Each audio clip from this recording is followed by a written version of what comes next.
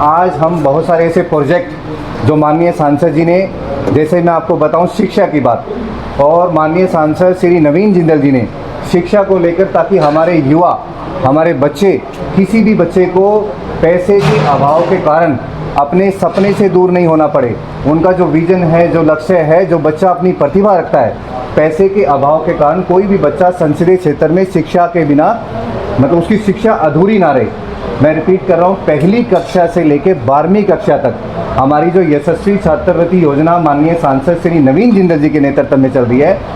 जो पहली कक्षा से लेकर 12वीं कक्षा तक जिन बच्चों के पिता नहीं हैं, वो किसी भी स्कूल में पढ़ते हैं, किसी भी वर्ग के बच्चे हैं, अगर वो आर्थिक रूप से कमज़ोर है तो उनको उनकी स्कूल की आधी फीस माननीय सांसद श्री नवीन जिंदल जी द्वारा पे की जाती है। उसके अलावा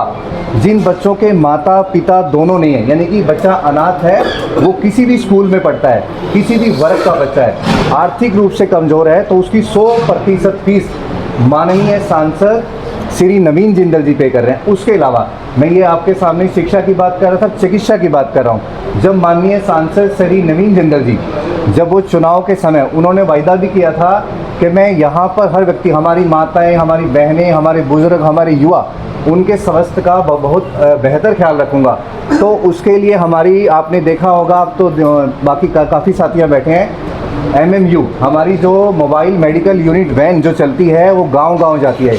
उसका माननीय सांसद जी का उद्देश्य है इलाज आपके द्वार, किसी भी व्यक्ति की छोटी बीमारी बड़ी बीमारी का रूप न ले, इसलिए माननीय सांसद श्री नवीन जिंदल जी के नेतृत्व में गांव-गांव जाकर निःशुल्क इलाज, निःशुल्क दवाइयाँ, निःशुल्क उपचार, ये माननीय सांसद श्री नवीन जिंदल जी के नेतृत्व में पूरे संसदीय क्षेत्र में 3 ऐसी वैन चल रही हैं, जिसमें लगभग 120 तरह की दवाइयाँ बिल्कुल निःशुल्क वहाँ पर हमारे संसदीय क्षेत्र के बुजुर्गों, युवाओं, माताओं, बहनों को दी जाती है। उसके अलावा जब माननीय सांसद जी ने युवाओं को रोजगार देने की बात की,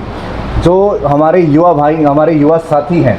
माननीय सांसद जी ने कहा था कि मैं 2 स्किल सेंटर बनाऊंगा। उसके अलावा जब माननीय सांसद जी ने कुरुक्षेत्र में 2 स्किल सेंटर, और अपकमिंग यानी कि अब कैथल की पावन पवित्र भूमि पर भी RKSD कॉलेज में जल्द ही माननीय सांसद श्री नवीन जिंदल जी के नेतृत्व में स्किल सेंटर ओपन किया जा रहा है, जो हमारे युवा साथी जिनको हाथ का हुनर, यानी कि उनके हाथ के हुनर के साथ उनको आगे बढ़ाया जाएगा। और जो साथी विदेश में जाना चाहते हैं या अन्य प्रदेशों में किसी भी कंपनी में जाना चाहते हैं, उनको यहाँ पर प्रशिक्षण दिया जाएगा। प्रशिक्षण देने के बाद उनको पूरी तरह प्रशिक्षित करके उनको रोजगार के अवसर माननीय सांसद श्री नवीन जिंदल जी द्वारा प्रदान किए जाएंगे। उसके अलावा समय समय पर माननीय सांसद जी ने, आपने देखा होगा, अभी कुछ दिन 2 दिन पहले ही बच्चों को ओमान भेजने की बात थी, तो हमारे युवाओं के लिए बेहतर क्या कर सकते हैं। और मैं आपको बताना चाहूँगा, इन सारी चीज़ों के साथ हमें जब विकसित भारत की बात आती है, तो बच्चा या शरीर मानसिक और शारीरिक रूप से विकसित होना चाहिए।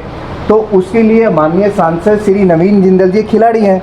और आपने देखा होगा लास्ट ईयर, पिछले वर्ष सांसद खेल महोत्सव पूरे देश में करवाया गया, लेकिन कुरुक्षेत्र संसदीय क्षेत्र में ऐसा सांसद खेल महोत्सव करवाने वाले माननीय सांसद जी पहले ऐसे सांसद थे जिन्होंने ब्लॉक स्तर पर जाकर हमारे गांव के अंदर जो हमारे युवा हैं, खिलाड़ी हैं, उनकी प्रतिभाओं को पहचाना, यानी कि ब्लॉक स्तर से बच्चों को लेकर आए जिला स्तर पर, फिर उनको लोकसभा स्तर पर उनको खेलने का अवसर दिया। तो माननीय सांसद श्री नवीन जिंदल जी का ये संकल्प है, उनके संसदीय क्षेत्र में, यानी कि 9 की 9 विधानसभाओं में ऐसी शुरुआत हो, जो हमारी जन कल्याणकारी योजनाएं हैं, चाहे वो सरकार, केंद्र सरकार की हो, राज्य सरकार की हो। और माननीय सांसद श्री नवीन जिंदल जी खुद भी ऐसे विजन, जैसे टीबी मुक्त भारत की मैं बात करूं, काफ़ी ऐसे प्रोजेक्ट आज, और ऐसे अब नए प्रोजेक्ट जिसके विषय में को लेकर आज ये बहुत महत्वपूर्ण कॉन्फ्रेंस जो बुलाई गई है, ऐसे प्रोजेक्ट आज हमारे साहस प्रोजेक्ट जो है वो यहाँ पे लॉन्च किया जाए, जिसके बारे में सुबह मेरी जी बताएंगे। माननीय सांसद श्री नवीन जिंदल जी के नेतृत्व में आज हमने प्रोजेक्ट साहस का आयोजन किया है। प्रोजेक्ट साहस जेल विभाग के विकास के लिए और कैदियों के विकास के लिए एक प्रोग्राम है, जिसका जो एक फुल फॉर्म या डेरिवेटिव जो हम बोलेंगे वो है स्वास्थ्य, आत्मबल, हुनर, अधिकार और सम्मान, जिसका संक्षेप में नाम निकलता है साहस। हमेशा से कैदियों को पूरे देश में, दुनिया भर में एक आउटकास्ट की तरह देखा गया है कि वो एक ऐसी वो सोसाइटी का पार्ट नहीं है, या वो उन चीज़ों के काबिल नहीं है, या उन चीज़ों के लायक नहीं है जो एक नॉर्मल इंसान जो जेल के बाहर है वो उसका जिसका लाभ उठा रहा है। लेकिन हमारे सांसद इस सोच के बिल्कुल खिलाफ है। उनका ये मानना है कि जो इंसान से गलती हुई है वो गलती का वो पश्चाताप करेगा, उसकी गलती की उसको पनिशमेंट मिलेगी, लेकिन फिर भी अगर उसमें हिम्मत है तो वो बदल के एक बेहतर इंसान बन सकता है, सोसाइटी का फिर से पार्ट बन सकता है, और सोसाइटी का पार्ट बनने के साथ साथ उस सोसाइटी को पॉजिटिवली इम्पैक्ट भी कर सकता है। इसी सोच को ध्यान में रखते हुए हमने फरवरी में कुरुक्षेत्र डिस्ट्रिक्ट जेल में वॉलीबॉल कोर्ट की स्थापना की थी, जिसमें सांसद जी ने खुद, माननीय सांसद ने खुद आकर उसकी स्थापना करी, वॉलीबॉल इनमेट्स के साथ खेला, उनका मनोबल बढ़ाया, और हमने वहाँ पर एक टूर्नामेंट लॉन्च किया कुरुक्षेत्र प्रिजनर्स प्रीमियर लीग के नाम से। हमें यह एहसास हुआ कि इसका रिस्पॉन्स हमें इतना अच्छा आया, ना कि सिर्फ उन लोगों के साथ जो जेल के अंदर है, लेकिन उनके परिवार के जो मेंबर हैं जो बाहर हैं, उनका भी हमें बहुत अच्छा रिस्पॉन्स आया। और हमने ये डिसाइड किया कि अब हम एक कलेक्टिव प्रोग्राम लॉन्च करेंगे तीनों डिस्ट्रिक्ट जेल के लिए, कुरुक्षेत्र, कैथल और यमुनानगर, जिसमें हम अलग अलग भिन्न भिन्न प्रकार के प्रोग्राम लॉन्च करेंगे, जिसमें हम जो सेक्टर्स कवर करेंगे वो रहेंगे health, education, skill development, sports और लीगल अवेयरनेस। इसमें मैं एक एक में आपको बताऊंगा कि हम क्या करेंगे। साथ ही साथ आज जो हमने इस चीज़ का आयोजन किया है उसकी शुरुआत पहले कार्यक्रम से हो चुकी है, जो हमने कैथल डिस्ट्रिक्ट जेल में आज सीपीआर की ट्रेनिंग करी। सीपीआर यानी जब किसी भी पेशेंट को हार्ट अटैक, चेस्ट पेन या लंग में दर्द होती है, सांस आने की कमी होती है, तो सीपीआर एक टेक्निक इस्तेमाल की जाती है जिसमें लगभग कोशिश की जाती है कि 3 से 5 मिनट में उस इंसान की, उस मरीज की सांस को वापस रिवाइव किया जाए। हम जानते हैं कि इस चीज़ की ज़रूरत कभी भी किसी को भी पड़ सकती है, और क्योंकि मेडिकल असिस्टेंट जेल में होते हैं लेकिन हर टाइम हर जगह हर कोई नहीं पहुंच सकता, तो सारे जेल के अफसर और साथ ही साथ जो सारे कैदी हैं उन सबको इसकी ट्रेनिंग दी गई कि कल को इसकी ज़रूरत पड़े तो वो इसका फ़ायदा और लाभ उठा सके और किसी की जान बच सके। ये हमारा पहला कार्यक्रम था, और अब जुलाई से लेके अक्टूबर तक हम मल्टीपल प्रोग्राम्स करेंगे, जिसमें जैसे कि हेल्थ में आपको आवेश जी ने, रविंदर जी ने, डॉक्टर सैनी जी ने बताया कि माननीय सांसद नवीन जिंदल जी के नेतृत्व में मोबाइल मेडिकल यूनिट चल रही है पिछले 2.5 साल से। हम लोग अलग अलग पेशेंट्स को, जहाँ तक मेरा अंदाज़ा है अभी तक हम 1 लाख से ऊपर लोगों तक, 1.5 लाख से ऊपर लोगों तक हम पहुँच चुके होंगे, जो बहुत ही एक बड़ी संख्या है। 1.5 लाख लोगों तक पहुँचना, उन पे 100 से ऊपर दवाइयाँ उनके पास पहुंचाना, उनको डेली हर सैटरडे रेगुलर चेक करना, ये एक बहुत बड़ी बात है। और हम मानते हैं कि बड़ी बात होने के साथ साथ ये हमारा एक कर्तव्य भी है। माननीय सांसद नवीन जिंदल जी ने हमें हमेशा ये बोला है कि आपको ग्राउंड पर जाके लोगों के साथ जुड़ना है, काम करना है और उन तक लाभ पहुंचाने।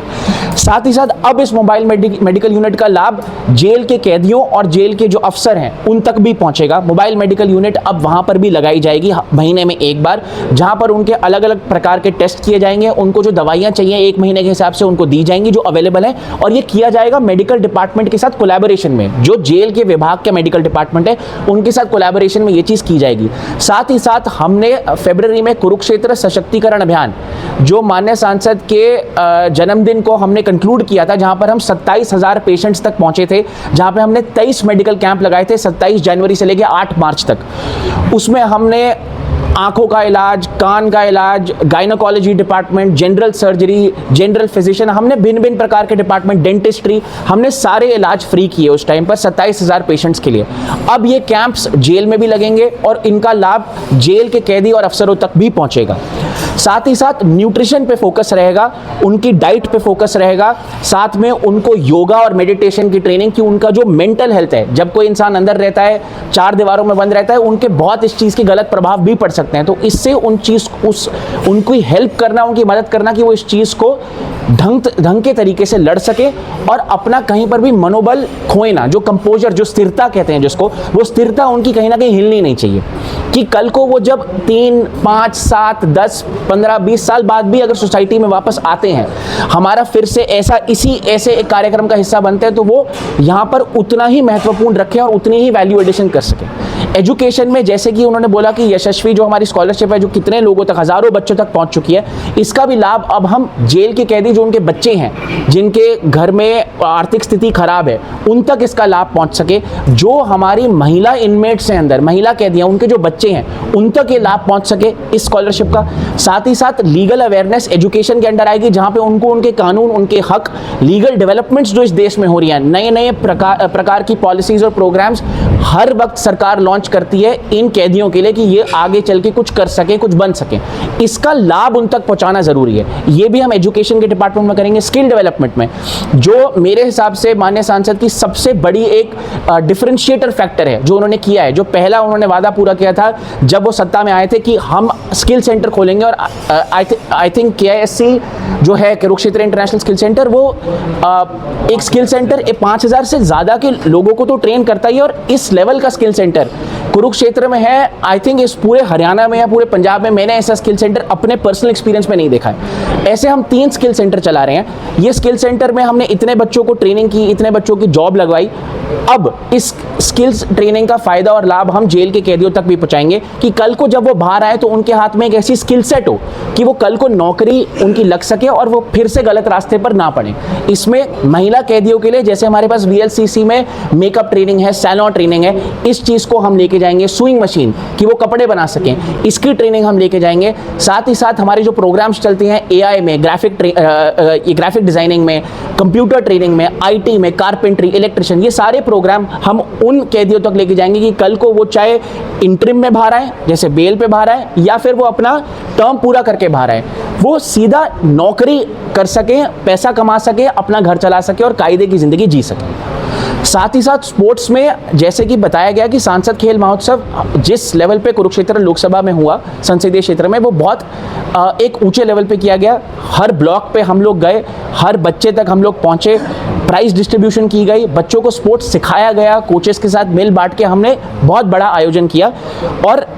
अब हम चाहेंगे कि स्पोर्ट्स की जो रेलेवेंस है, माननीय सांसद नवीन जिंदल ने जितना इस पे एम्फेसिस किया है, खुद एक नेशनल लेवल प्लेयर होने के बाद, इंटरनेशनल लेवल प्लेयर होने के बाद, इसका जो लाभ है वो